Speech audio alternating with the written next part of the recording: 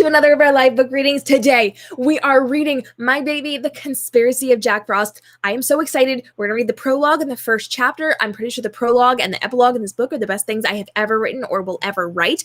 I am so excited to jump into this with you today. This is my Jack Frost retelling all about an out-of-control weather machine, and the only man that can stop it is the man that became the legend, Jack Frost. So if you're joining me, let me know who you are, where you're joining me from. If you've got questions on this, go ahead and drop those. We're going to read the first chapter and the prologue together, but can we just get a little noise for this cover? I mean, come on. This is the paperback version of the cover. There is a hardcover version with a special alt cover. This is printed on the book, but the dust jacket is different than this one. So there's lots of cool things that we can talk about behind the scenes of The Conspiracy of Jack Frost, but I do need to let you know what this book is about. So let me go ahead and read the blurb for you. Only one person can stop an out-of-control weather machine, the boy who became a legend. No one inside the snow globe knows that Morozoko Industries is controlling their weather, testing them to form a stronger race that can survive the fallout from the bombs being dropped on the outside world. All they know is they must survive the harsh winter that lasts a month and use the few days of spring, summer, and fall to gather enough supplies to survive. When the season starts shifting, Genesis and her boyfriend Jack know something has gone wrong, as their team begins to find technology that they don't have access to in their snow globe of a world that looks more and more like one of their own is working against them. Genesis soon discovers that Morozoko Industries is to blame, but when a foreign enemy tries to destroy their weather program to make sure their life-altering bombs succeed in destroying the outside world, their only chance is to shut down the machine that is spinning out of control and save the lives of everyone inside the bunker at any cost. So this is a little bit about The Conspiracy of Jack Frost. I'm super excited. We're going to read the first chapter and the prologue together. I love that y'all are here joining us from Greece. You guys, I'm excited that you all are here. We're going to chat. We're going to chat once we get through this, but I just want to let you guys know. I just want to let you know who you're about to meet. You're welcome.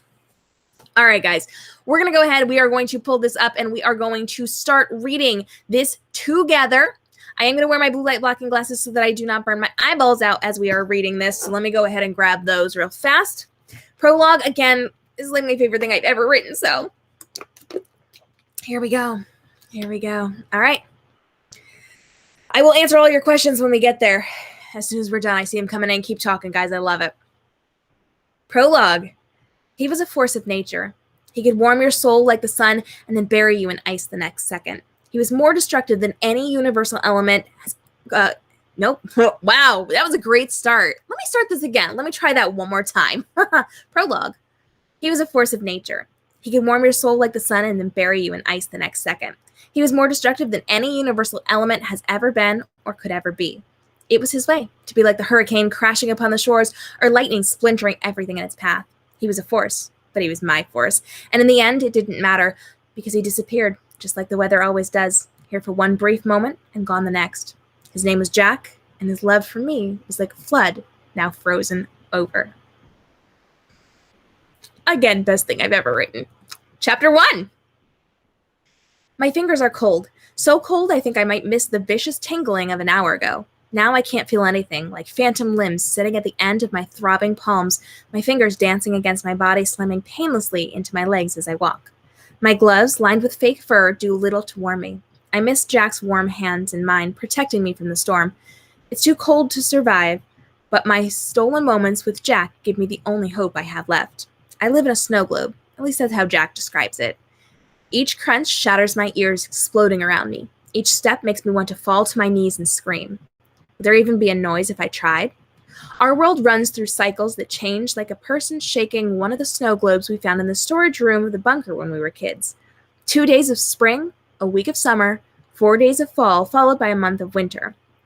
Most days I wouldn't mind if our world fell off whatever shelf it was sitting on, smashing the cycle. Suddenly my ears go out, like the life was sucked out of the room. There's no ringing, no pain, but the entire dynamic of my surroundings has changed, like a motor dying. Nothingness sounds far more vicious than what I now realize hadn't been nothing at all. There, the light is ahead. Its glow reaches out to me, calling me, persuading me to move faster, as if my legs could. Shattered breath pours from my lips, blue as Jack's eyes. He will be waiting for me. His arms will be warm when he drags me into the bunker and sits me by the fire.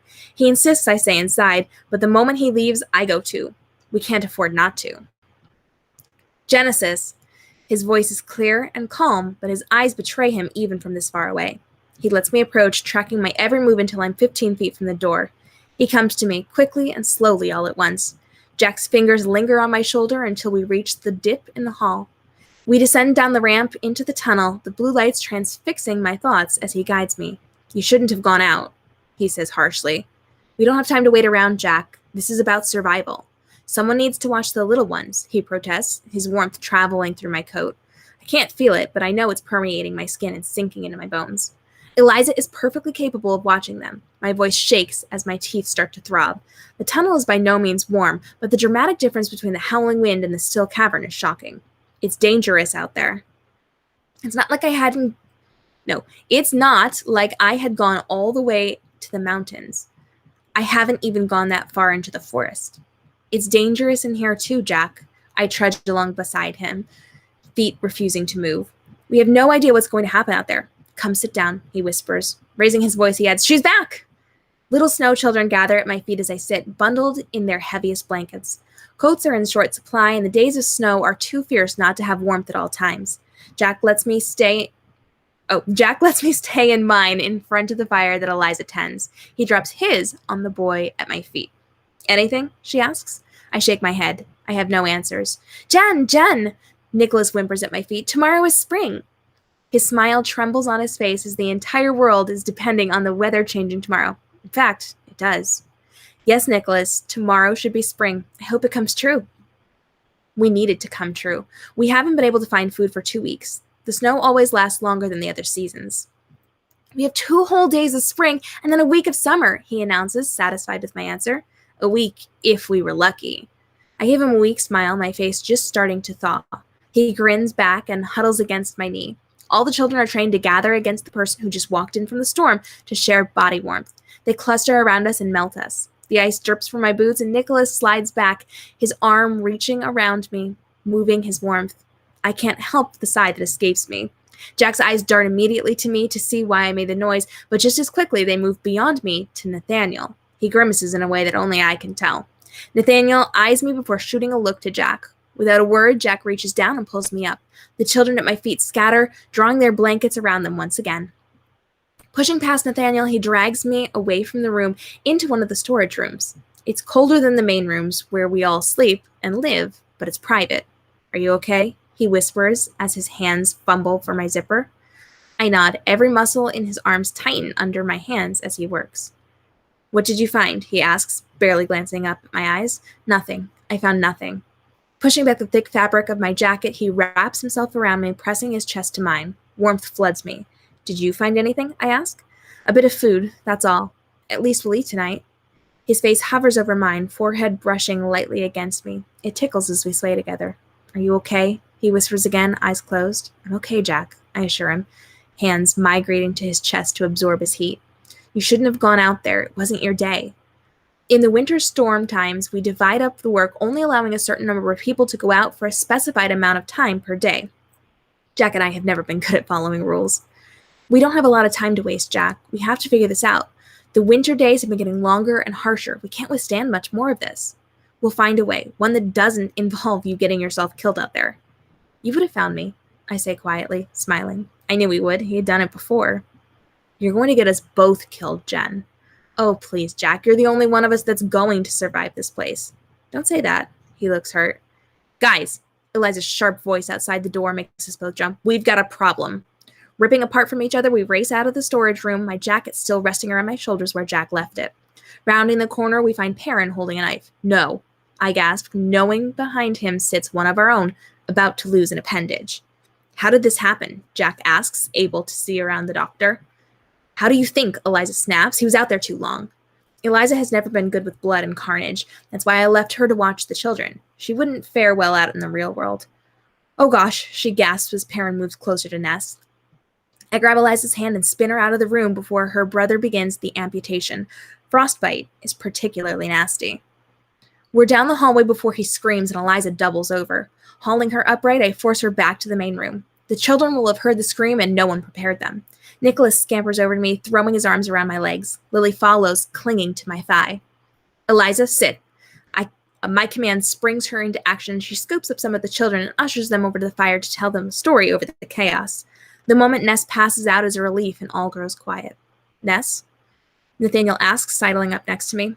I nod, brushing my hand over Nicholas's hair. Nathaniel nods back, sighing deeply. When one of our own is hurt, it's bad. When one of our own is unrepairable, it's worse. Ness will be useless to us for weeks as he learns to function without whatever parent is relieving him of. We have to keep him from ending up like Lewis, Nathaniel says quietly so Nicholas doesn't overhear. I give the boy a push and send him to sit by the fire, his nerves having calmed. We won't let that happen. I look up to Nathaniel as he leans against the wall with one shoulder. Ness will be okay. I push away from the wall and walk back to the operating room. Blood pools on the floor and table. Perrin has finished his work. Freshly stained fabric is wrapped around Ness's hand, concealing the wound. He's passed out from the stress. How bad? I ask. 3 fingers. We saved the rest, Perrin answers, darkness clouding his gaze. His eyes never leave the floor. He'll be okay. Jack's voice is deep and solemn as he wipes his hands on a towel. He's strong. He'll make it. I nod. Ness has always been a fighter, always been strong. Jack wouldn't let anything happen to him. He cared too deeply for the people here to let them be lost to us. Go, Perrin orders as Ness starts to stir. I've been in the room for notifications before and quickly take his advice to leave. I don't need to see that. Stepping outside, I slip off my jacket. Jack nods in approval. We've trained ourselves to endure the coolness of the bunker without bundling up too much. If we kept our coats on like the little ones do when we step outside, it would do us no good. Jack wraps an arm around my back and pulls me toward his hip. What's going on out there? I ask, knowing he doesn't know. He sighs as he guides me down the tunnel. Something is changing, Jack. I lead. Winter is getting harsher. We can't find food. The temperature is dropping. Jack, we can't survive like this. I know, Jen. His voice is low and frustrated. What if spring doesn't come? Or what if summer only lasts a day and we're back to this cold? We'll be okay. But what if we go right to summer and skip spring altogether? Could we handle the severe switch? We'll be okay, he says a little louder. Jack is an eternal optimist. No matter what happens, he believes the best. He's usually right. He firmly believes that there is always a way, and if anyone can find one, it's him. We don't even know what we're facing here. We'll be okay, he insists, interrupting me. He also doesn't like it when I'm not as optimistic as him, but at least one of us should be practical. We're a good balance for each other in that respect. How do you know, Jack? I just do, Jen, he snaps. We'll be okay. You can't possibly know for sure. My voice comes out in a whisper. But I do, Jen. We're going to be okay, he whispers back softly, apologizing in his own way for snapping. I drop it. Arguing won't help. Besides, I trust Jack. If he believes we'll be okay, we will be. He's proven to be right more than once over our years here. As Jack always says, he follows the data. Tomorrow will be spring, I'm sure of it. It's how it's always worked, he nods firmly. Until then, though, let's get you taken care of. If you're trying to feed me, don't bother. I can survive until tomorrow when the snow is gone and we can find food again. I won't let Nicholas or Lily or one of the other children go without just so I can have something. Those of us old enough to understand ration everything, making sure the kids have enough to survive, splitting the rest between us. We take turns going without. It was mine, he says, tucking food into my hand. My stomach betrays my bravado, making the corner of his lips tug upward. I saved it for you. But my protest fails as he pulls away into the main room and walks toward the fire, leaving me with the gift in the hall. I consider sneaking it to one of the children, but Jack sacrificed for me, and I don't take that lightly. I eat quickly and join the main room, taking a seat by Eliza, who eyes me. 3, I whisper, drumming my fingers just once on my knee, making her suck in a breath. She nods, knowing it could be worse. So, did we find anything outside? She asks, sliding one of the little ones off her lap as the wave of children waddle over to sit by the fire on the far side of the room for the third part of their daily lessons. No, I think we all came back empty-handed. I don't think Jack was too happy with you. She glances at him as she talks with some of the elder boys. Eliza smiles when she turns back to face me and finds what she calls my look. Do we have a plan yet? Jack says spring will be here tomorrow. Nicholas says spring will be here tomorrow. Jack knows something is changing, she corrects. If he believes it, then so do I. We shouldn't be questioning it at all. This is the way the seasons have always been. but the slight shifts have some of us uneasy. Little things are changing. And if it doesn't, she questions, we'll find a way. Like Ness did. Eliza is rarely bitter, her tone surprising me. Ladies, our heads snap with the voice. How is he, Perrin? Resting. Eliza hands him a lap blanket as he sits. I don't know how you tolerate it. Eliza glances at me as she shifts to be closer to her brother. Training. He closes his eyes. How's it going in here? They settle down. She motions to the kids. A little warning would have been nice. Perrin mumbles an apology. How long until Ness is back up and running, I ask. A bit. He'll learn quickly, but no more winter until that heals up. Perrin's gaze shifts to where Nathaniel is walking in the door carrying a bucket of snow. He pauses and nods for help. When no one moves, I rush over. He doesn't wait when he sees me move, and I follow him into the next room. Steadying the pot, I pause as Nathaniel transfers the snow to be melted. At least we aren't running out of drinking water. He grins for the first time today. We step back, allowing the machine to work, cleaning and purifying the water. I think we should do a second batch. He steps back out of the room. I wait at the end of the hall for him as he steps out to retrieve a second bucket of snow. We repeat the process, depositing the snow in the heating machine. Hey, he stops me as I go to leave. Next time, try these. I catch a pair of gloves right before they hit me and raise an eyebrow. Theoretically, they'll keep you warmer. Theoretically. Fine, they work. He stalks out the door, frowning. Good to know. You want to tell me what happened out there today? He asked without turning around. Not particularly. I stride behind him. I was just out a little longer than I should have been. Your boyfriend seemed pretty worried. He glanced at me. Wouldn't you be worried if your girlfriend was out longer than she should have been? I reply. I mean, just look at what happened to Ness. Ness got lost. You didn't get lost. I could have. You didn't. I know it, Jack knows it, and you certainly know it. So why did you do it? I sigh. Honestly, I wasn't sure spring was coming and I couldn't waste time. We were out of options, Nathaniel. We need food. Now. Yeah, I get that, but sending a bunch of us out there to retrieve your body wouldn't have helped the situation. We'd still have no food and one less person to help look for it. And who knows what could have happened to the search party, especially if things got worse. I've got it, thanks. Jack's easy voice fills the hallway. He leans against the wall next to the door to the main room, casually folding a map. He puts it into his pocket as we approach. Nathaniel nods briefly as he walks by. I don't know why you let him bother you like that. I brush against him, leaning into his arm. I don't like the way he looks at you. The only time I've ever seen Jack jealous was around Nathaniel. Funny enough, the two are friends. Well, I'm not interested in him, so you can stop worrying. I know you're not. I still don't like it. Before I can say anything, he adds, we're going out early tomorrow. You want to come? Yeah. Of course I do. I don't know. I need to know if we've been cursed to an eternal winter like in the story Nathaniel once told the kids. Good, we're going out at dawn. We should get some sleep soon. If it's spring, we'll have a long day ahead of us. Even longer if it's winter, I mumble. We'll know soon. And so, that is the first chapter of The Conspiracy of Jack Frost and the prologue, which is my precious baby and my favorite thing ever. What do you guys think? Are you excited? Do you want to learn more? I'm going to check into those comments because I know you all had a lot of fun things to say while we were reading about Jack and Genesis. How do we feel about Nathaniel? How do we feel about some of the others? Poor Ness, right? Unfortunately. We've got Eliza and Perrin as well. We've met the kids. So what do y'all think? Let me know in the comments below as I jump in to read some of these questions real fast before we sign off for today. So Sophie wants to know, did I create the covers? Yes, I did create both covers. The hardcover does have a different cover than the paperback, but it does have the paperback version printed directly on it. I didn't bring it over because I didn't think I would hold it up. But we have the pretty alt cover, which is so much fun. Where can you get the book? The book is available everywhere books are sold, so you can get it on Amazon, Barnes & Noble, Books A Million, like all the places if you want to get it in physical copies, either hardcover or in paperback. And the ebook is available on all the platforms, so like iBook and Kobo and Amazon, all the good things there as well. You're simping for Jack already, as you should, as you should. Let me just, you're welcome. You're welcome. By the way, I've had enough people ask for me to turn those into wallpapers, so I'm working on that for you. That'll be up probably next week. This is an ebook. It is a physical book, and it is, it's a paperback and a hardcover book, so you can get it in all the different formats. For this story, it is exclusively told through Genesis' point of view, so we get to watch his girlfriend watch him become the legend that we know.